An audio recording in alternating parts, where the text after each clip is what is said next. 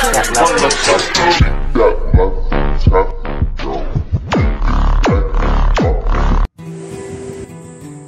guys, samahan niyo ako magluto ng putsero. So ayan guys, naglunod ako ng mantika at pagkakulo nga niyan ng mantika ay isusunod nating ilunod ang ating bawang. So ayan, sinimot ko yung bawang sa plato. So, wala ako sa mood kasi magsalita dyan guys kasi sa sobrang pagod ko talaga dahil maaga akong gumising. So, kaya nag-voice over na lang ako. So, ayan guys, minikos-mikos ko na nga yung bawang. Ayan, ang daming paawang yan.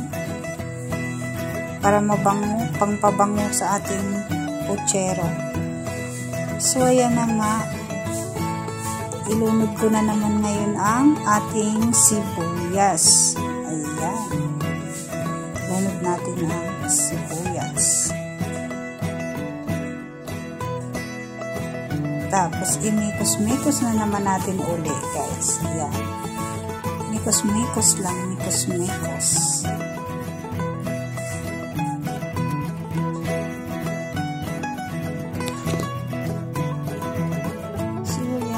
Guys, ilunod na naman natin ang ating kamatis. Ayan, mikos-mikos na naman natin mga insan. Ayan, mikos-mikos lang ng mikos-mikos. Ayan na, mikos lang ng mikos. Antayin natin lumambot ang kamatis.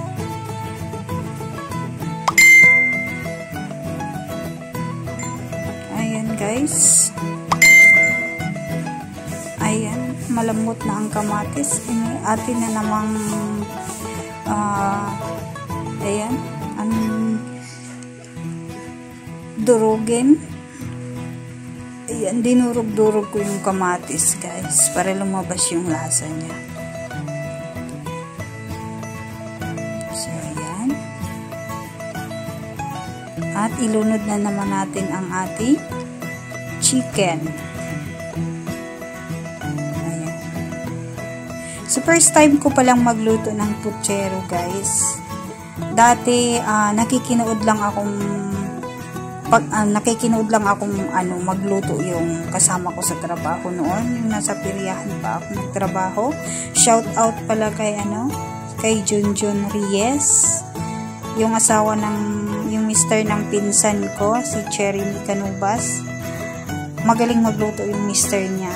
Kaya, doon talaga, guys, natututo talaga ako magluto doon. Kasi, magaling talaga siya magluto. Siya yung tagaluto sa amin sa piryahan. Kaya, pag nandun yun sa piryahan, siya talagang nagluluto. Kaya, minsan ako yung taga-hiwa-hiwa. Nakikita ko yung ginagawa niya. Ang galing-galing na magluto talaga. Sobra. Doon talaga ako natututo sa kanya. Tapos, ayan, tama naman, nag-request yung biyanan ko na magpaluto din siya ng putsero para maiba naman. So, ayan guys, nilagyan ko na siya ng paminta. Ayan, para mabango siya guys, at pangpawala din yan siya sa lansa ng manok. So, ayan na nga, minikos-mekos ko na naman siya ulit guys.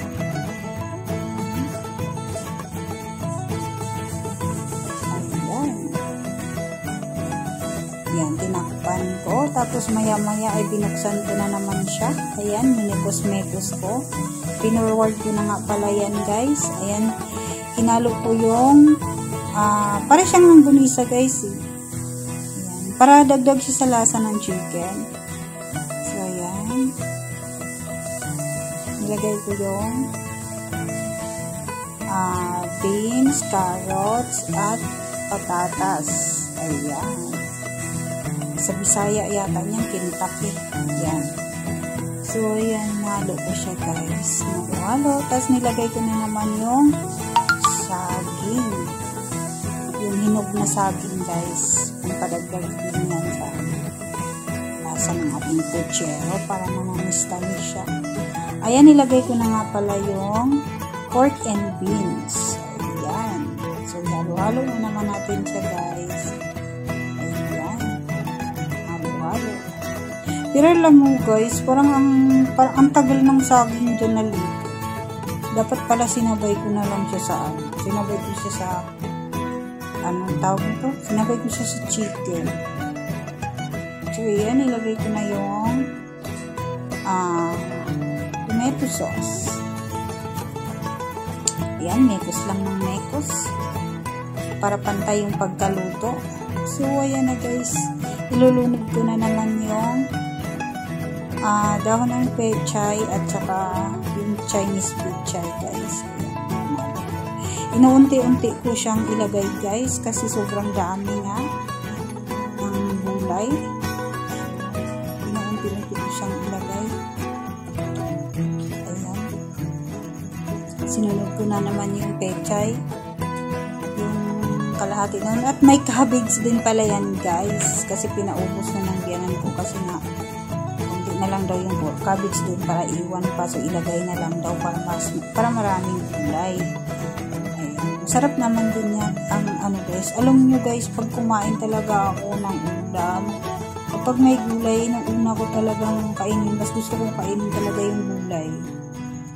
So, ayan, minikos-mekos ko na siya, guys.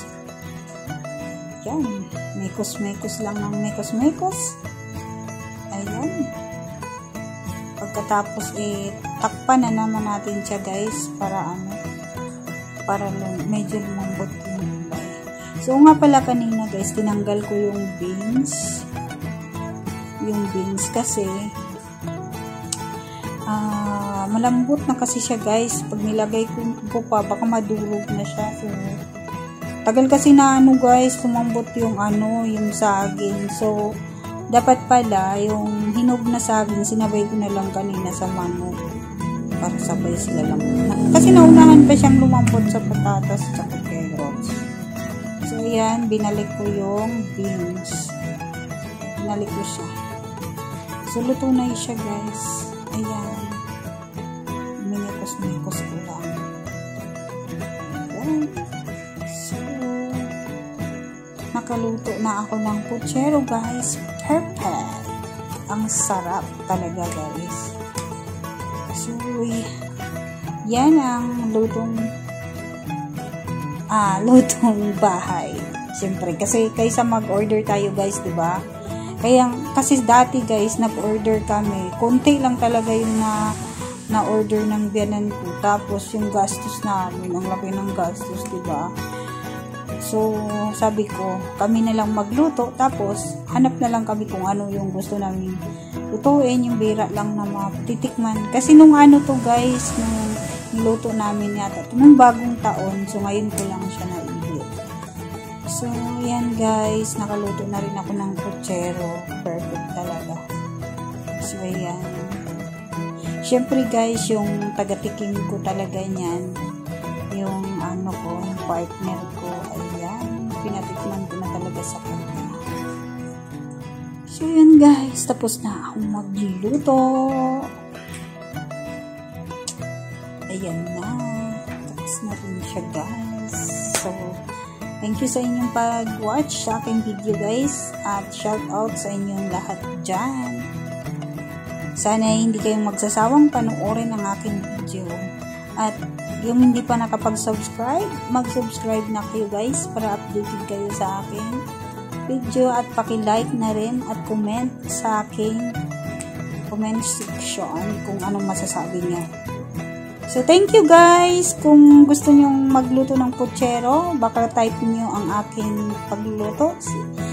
Pwede niyo balikan ang aking channel. So thank you for watching. Bye.